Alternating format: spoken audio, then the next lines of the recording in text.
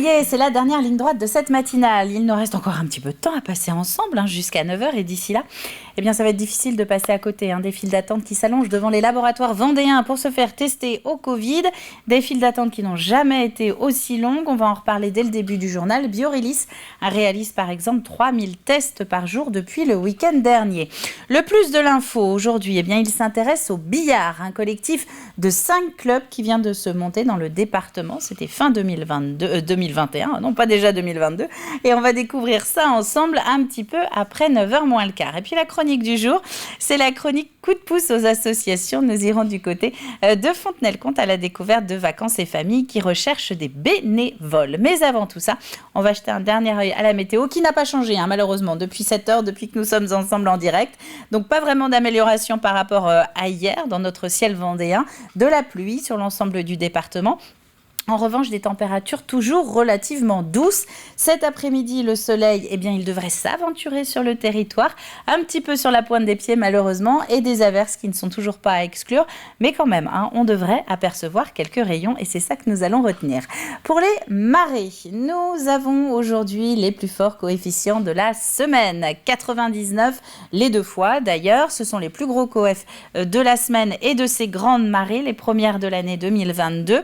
C'est d'ailleurs ce qui nous a valu au petit matin cette vigilance jaune, vague submersion, une vigilance qui est désormais terminée puisqu'elle concernait plutôt la période de marée montante, donc jusqu'à 5h38. La prochaine marée haute, vous le voyez, elle est en fin de journée, c'est logique, et il faudra encore être vigilant au vent.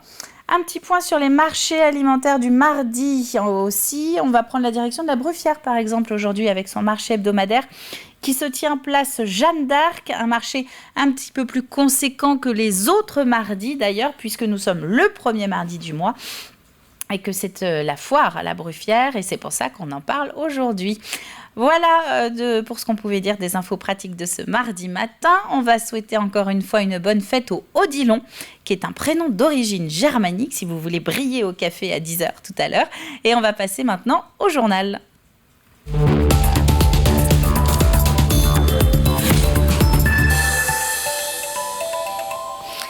Et dans ce journal, nous allons donc revenir sur ces files d'attente qui n'ont jamais été aussi longues pour les dépistages Covid. À La Roche-sur-Yon, par exemple, près de 200 personnes dès 7h45 hier matin sur le site Léon Martin des laboratoires Biorhélis, réseau de laboratoires qui réalise depuis ce week-end 3000 tests par jour sur l'ensemble de la Vendée. À l'échelle nationale, le gouvernement demande maintenant à tous ces laboratoires de se doter de kits de criblage spécifiques pour détecter le variant Omicron et essayer de raccourcir un petit peu les délais. On va dire que le délai classique il est entre 12 et 24 heures. On fait ensuite la recherche de variants pour les patients positifs, comme nous le demande le ministère.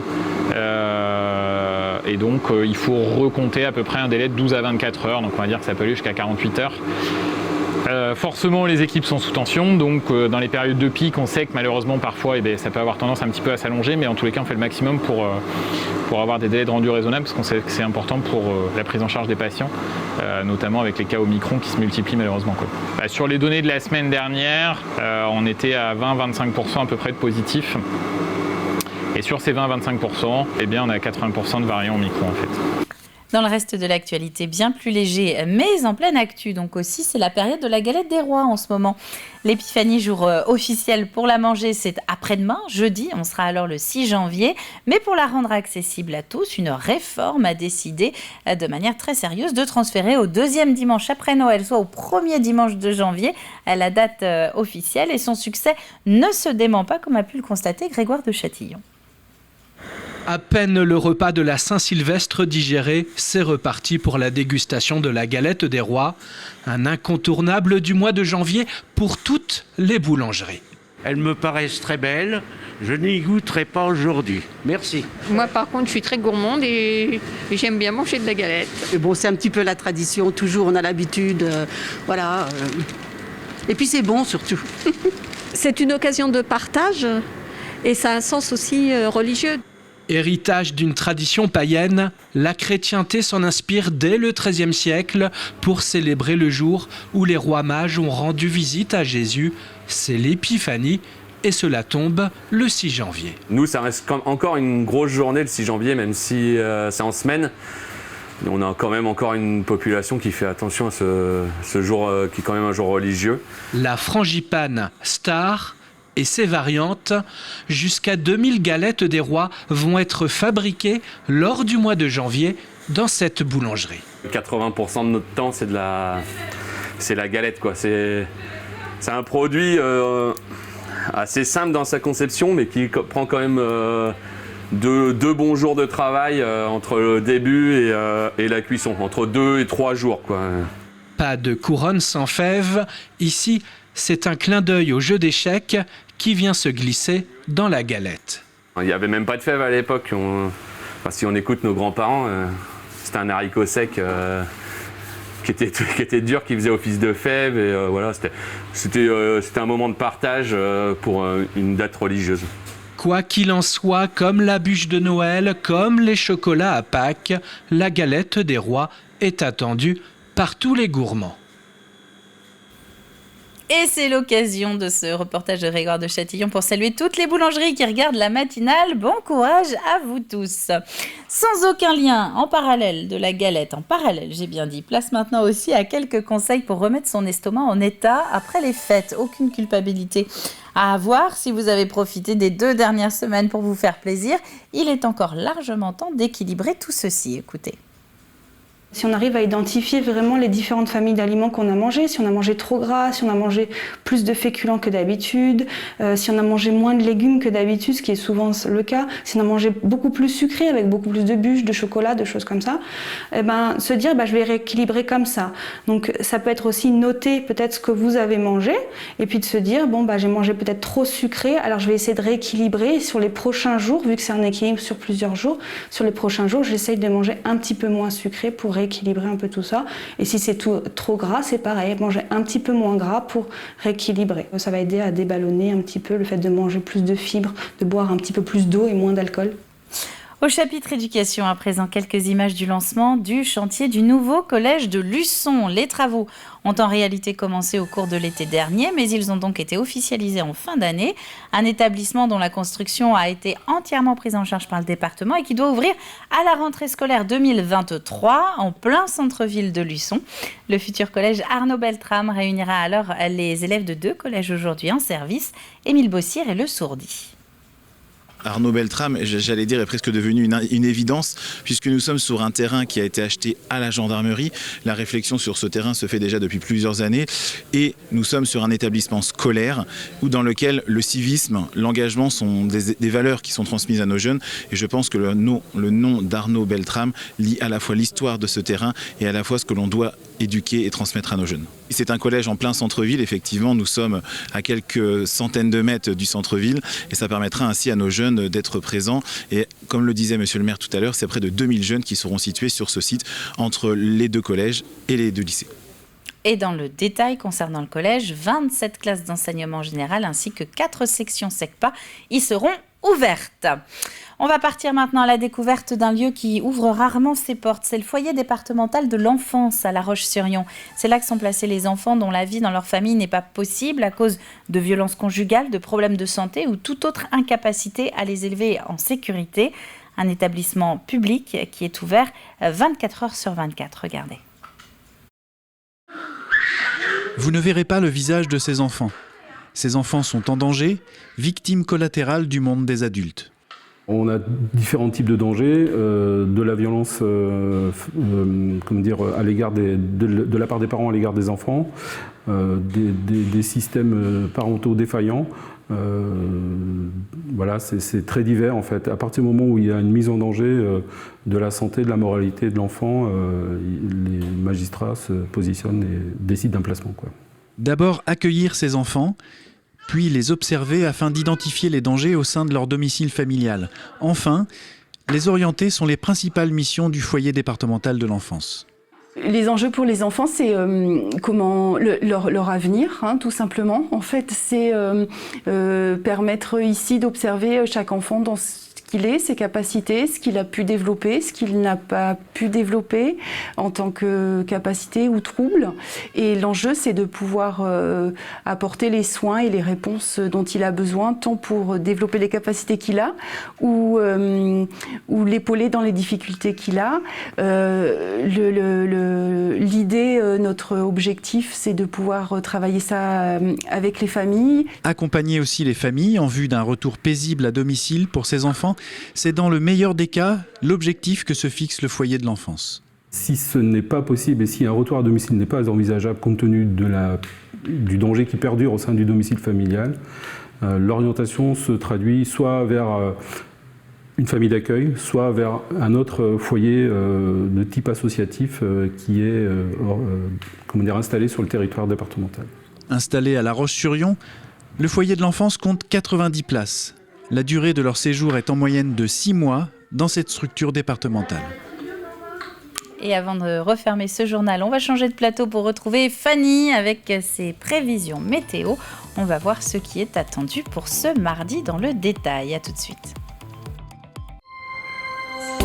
Bonjour à toutes et à tous, je suis ravie de vous retrouver pour cette nouvelle année 2022. J'en profite pour vous souhaiter mes meilleurs vœux. Notre semaine débute par un temps plutôt perturbé et doux, puis une petite offensive hivernale revient avec de nouveau une chute du mercure. En attendant, ce mardi 4 janvier, les pluies et les vents liés à la perturbation qui traverse en ce moment la France sur la moitié nord du pays perdurent en matinée, mais le vent fléchit rapidement en cours de journée. Les pointes pourront tout de même atteindre les 80 km/h, notamment le long des côtes. Concernant les températures, elles vont rester douces avec une moyenne de 9 degrés pour le bocage vendéen, 10 degrés en bord de mer ainsi qu'au sud du département. On passe à l'après-midi et vous le voyez, le ciel est toujours nuageux et pluvieux, des pluies qui d'ailleurs vont se transformer en averses sur l'ensemble de la Vendée. Le mercure n'évolue pas vraiment par rapport au matin, si ce n'est 1 ou 2 degrés de plus avec une moyenne donc de 10 à 11 degrés. Petit coup d'œil aux prévisions des 3 prochains jours. Mercredi, le temps change de manière radicale avec un beau ciel bleu et un mercure plus hivernal. Les gelées sont donc possibles dans l'intérieur des terres, 1 degré minimum au réveil et puis le vent reste sensible, rafale 55 km/h. Jeudi, le soleil résiste en matinée puis progressivement quelques nuages s'installent dans l'après-midi. Ces cumulus annoncent également le retour des pluies pour le lendemain. Les températures affichent une moyenne de 0 à 10 degrés. Attention donc aux gelées matinales, notamment dans les terres. Et puis on termine avec la journée de vendredi. Le flux océanique reprend ses marques. Le temps devient pluvieux. Ça risque de se prolonger aussi ce week-end. Attention, les pluies pourront être fortes et le vent souffle toujours. Le mercure par contre monte avec 5 degrés au réveil et 10 au plus chaud. On revient à notre mardi 4 janvier. Nous gagnons 1 minute de temps d'ensoleillement. Lever du soleil 8h49, coucher 17h31. C'est aussi le moment d'aller à la pêche à pied. Les coefficients sont de 99 avec une mer basse à 11h42. Très belle fête également à tous les Odilons. Passez une belle journée sur TV Vendée. Rendez-vous bientôt pour un nouveau bulletin météo.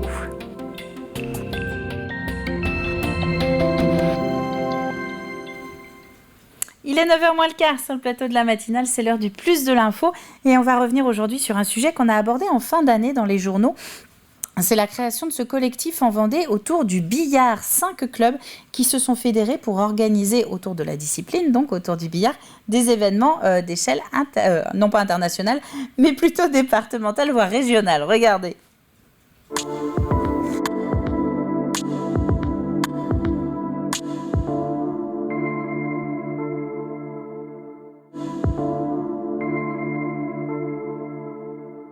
Le collectif vendéen, c'est un rassemblement de clubs au nombre de 5. C'est des passionnés de billard où on souhaitait représenter le sport, le black ball, qui est le billard anglais, au sein de la Vendée et de le faire reconnaître au niveau national. Donc il y a les Herbiers, il y a Chavagne-en-Paillé, il y a La Roche-sur-Yon, il y a le club de Saint-Hermine et Montaigu Billard Club. On a souhaité prouver qu'on était capable à plusieurs de faire de belles choses et notamment organiser ce grand tournoi.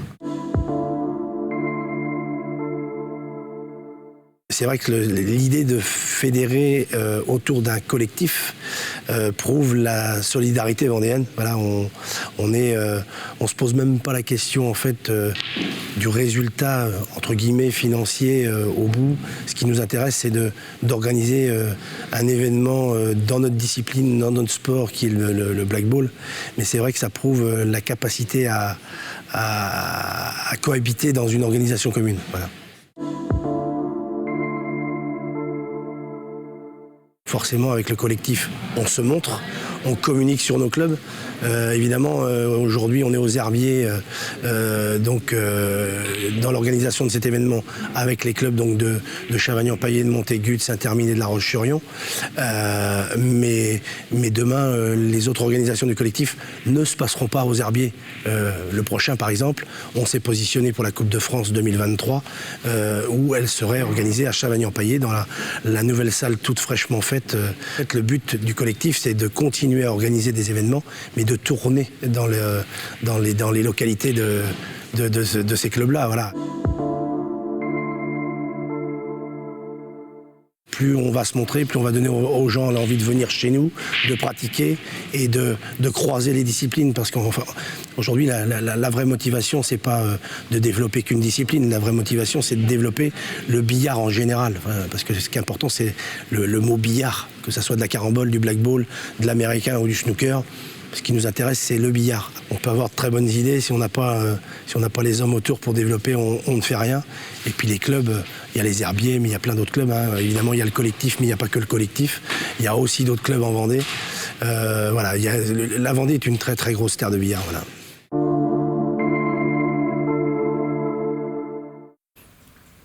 Et c'est un plus de l'info sur le billard donc, et son engouement dans le département que vous allez pouvoir retrouver sur notre site internet dans la rubrique Actu. Il est 8h47, c'est l'heure du coup de pouce à l'assaut, je crois.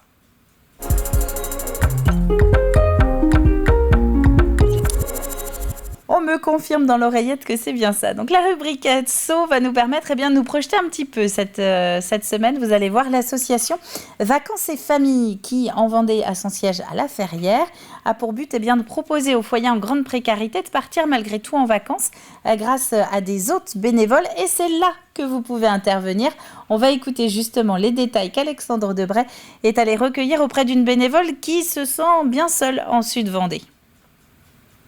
Vous rêvez peut-être de grands espaces pour vos vacances, mais certains n'ont même pas ce privilège. Et c'est pour ça que l'association dont Nicole Blanchard va nous parler est là. Bonjour Nicole. Bonjour. Est-ce que vous pourriez nous préciser ces deux missions qui sont d'abord aider à partir, mais aussi accueillir, c'est bien ça ? Voilà, tout à fait. On aide des familles à partir en vacances, des familles qui ont des moyens financiers limités, souvent des familles monoparentales. On les aide à partir en vacances. D'abord, on commence par constituer un dossier ensemble, voir quels sont leurs souhaits, où est-ce qu'elles veulent aller, qu'est-ce qu'elles peuvent faire, sachant que tout ce qui est frais de transport reste à leur charge. Nous, ce sont plutôt des aides financières pour le logement.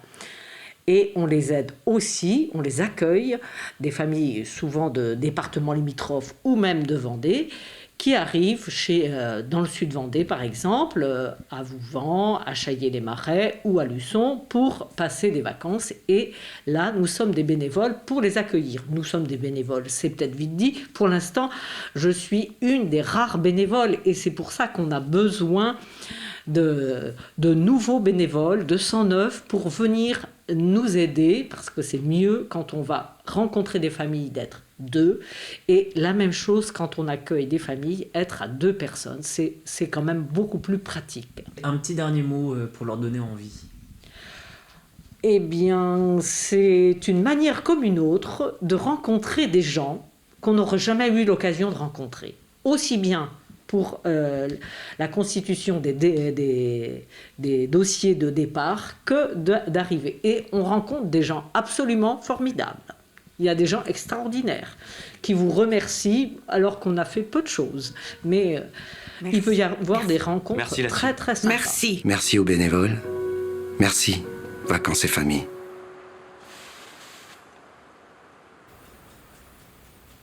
Et Et donc, si vous êtes intéressé pour prendre part à l'activité de vacances et famille, vous pouvez retrouver la chronique sur notre site internet dans la rubrique matinale. On passe à l'extrait du jour.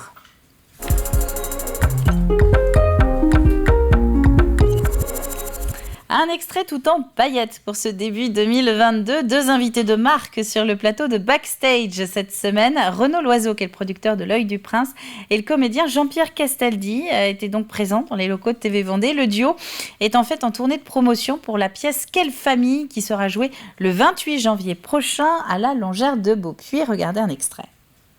Nous, en tant qu'organisateurs, en tant que producteurs, quand on fait venir des spectacles comme cela, tout ce qu'on rêve, c'est d'avoir pour eux le meilleur des publics. Bien sûr. Et que justement, l'accueil des artistes est primordial. C'est-à-dire que si ils sont bien accueillis, on sait qu'ils vont tout donner, et s'ils donnent tout, on sait que le public va être présent. Voilà. Et ça, c'est formidable. Jean-Pierre, tu peux nous faire le pitch de Quelle famille en 10 secondes? En 10 secondes. Allez. Il y a une fille qui vient annoncer à sa mère... Non, la mère vient annoncer à sa fille qu'elle va quitter son mari, donc son père. Elle a à peine fini de dire qu'on sonne à la porte. Il y a le grand-père qui n'est pas venu à Paris depuis 20 ans. Mais pourquoi tu montes à Paris? Parce que je divorce. Le divorce, la séparation, ça veut dire qu'on peut rire de tout aujourd'hui, encore Jean-Pierre? Vous verrez, c'est des drôles de divorce. Ouais, c'est ça aussi. Est-ce qu'on peut rire de tout, encore aujourd'hui? Non. Non? On va pas rentrer dans ce débat-là. Non, on va pas rentrer, mais aujourd'hui tu dis clairement, non, on peut pas rire de tout. Mais on peut se marrer sur la séparation, sur le divorce, et Quelle famille, c'est hyper marrant. On peut se marrer surtout sur l'homosexualité, surtout. Mais aujourd'hui, on ne peut plus vraiment le faire. Ouais. Je pense que les sketchs de Bedos, les sketchs de... Même, on en est à discuter sur des grands comiques. On est en train de se demander s'il faut pas interdire les sketchs parce que... Bah oui, d'où ma question. C'est vrai qu'aujourd'hui, on peut se poser ce type de questions. De ta grande carrière, de ta très grande carrière, Jean-Pierre, de quoi es-tu le plus fier? Tu sais, ma belle-mère, qui est une grande comédienne, m'avait dit un jour... 2 phrases qui sont restées gravées, les 2 meilleurs conseils. Il n'y a pas de honte à montrer ses failles, donc ça on oublie, c'est autre chose. Et elle me dit, le plus beau des rôles, c'est celui qu'on rêve de vous voir jouer. Donc, pour moi, le plus beau des rôles, c'est celui qui va venir après celui-là. Et Backstage en intégralité, c'est donc notamment ce soir à partir de 19h50. Quant à Renaud Loiseau, eh bien, il sera justement notre invité de la matinale jeudi à 8h15 pour lever le voile sur un tout autre rendez-vous qui devrait bientôt ouvrir ses portes à La Roche-sur-Yon. Mais je n'en dis pas plus, soyez au rendez-vous. Ce sera donc jeudi matin. En attendant, eh bien, nous allons procéder à un dernier rappel des titres et on va commencer avec cette vigilance jaune qui avait été émise par Météo France. Une triple vigilance d'ailleurs cette nuit avec vagues submersion, vent violent et pluie inondation. Il n'y a plus que cette dernière, pluie inondation qui court jusqu'en milieu de matinée, 10h exactement pour la Vendée. Les autres ont été levées un petit peu avant 7h. Des files d'attente, ça c'est dans le reste de l'actualité, qui n'ont jamais été aussi longues devant les laboratoires vendéens de dépistage Covid. Biorilis réalise par exemple depuis ce week-end 3000 tests par jour sur l'ensemble de la Vendée. Côté délai, les résultats sont actuellement rendus entre 12 et 24 heures. Une journée supplémentaire est nécessaire pour savoir si vous êtes infecté par le variant Delta ou Omicron. Bien plus léger, c'est la saison de la galette des rois, galette, brioche ou encore sablée. Il y en a pour tous les goûts. La date officielle pour la manger, vous la connaissez peut-être, c'est le 6 janvier. Mais les boulangeries s'y sont vraiment mis depuis la fin du mois de décembre. Et puis sans aucun lien, eh bien, vous pourrez également retrouver sur notre site internet quelques conseils pour remettre son estomac en état justement après les fêtes. Alors aucune culpabilité à avoir. Si vous avez profité des 2 dernières semaines pour vous faire plaisir, il est encore largement le temps d'équilibrer tout ceci. Vous pouvez donc l'écouter dans le replay des journaux. Il est 8h quasiment 55 sur TV Vendée. Ça y est, on va passer au jeu.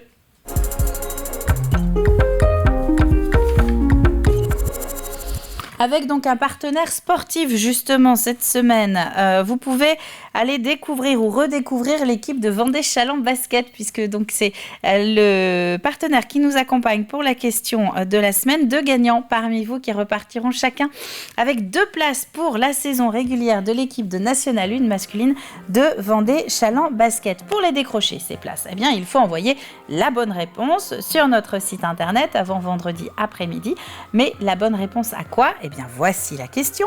Dans le cadre de la mission Berne, quel est le projet 2022 qui a été retenu par la Fondation du patrimoine pour représenter la Vendée ? Tous les ans, la Fondation du patrimoine sélectionne des dossiers, affine ensuite sa sélection pour retenir un projet dans chaque département qui représente donc le département dans le cadre de la mission Berne. Et puis ensuite, c'est à l'échelle régionale, pour vous expliquer un petit peu les coulisses, qu'est élu le dossier qui est retenu donc parmi nos 5 départements des Pays de la Loire pour participer au fameux loto. Le loto du patrimoine, vous savez, de la mission Berne. Bon, ben là, c'est un dossier par région. En attendant, on vous demande quel est le dossier du département 2022. L'indice du jour, pour le rallier, pas de pont ni de Gois. Mais je vous rappelle que ce n'est pas sur le continent. Voilà, ça c'est parce qu'on avait un petit peu de temps, c'était l'indice d'hier. Vous retrouverez tous les indices sur notre page Facebook. C'est la fin de cette matinale. Merci à vous de l'avoir suivi. Maintenant, eh bien, on va se retrouver demain dès 7h pour un nouveau début de journée ensemble. D'ici là, je vous souhaite à tous un très bon mardi. Même s'il y a un petit peu de pluie, il y a aussi du soleil. À demain!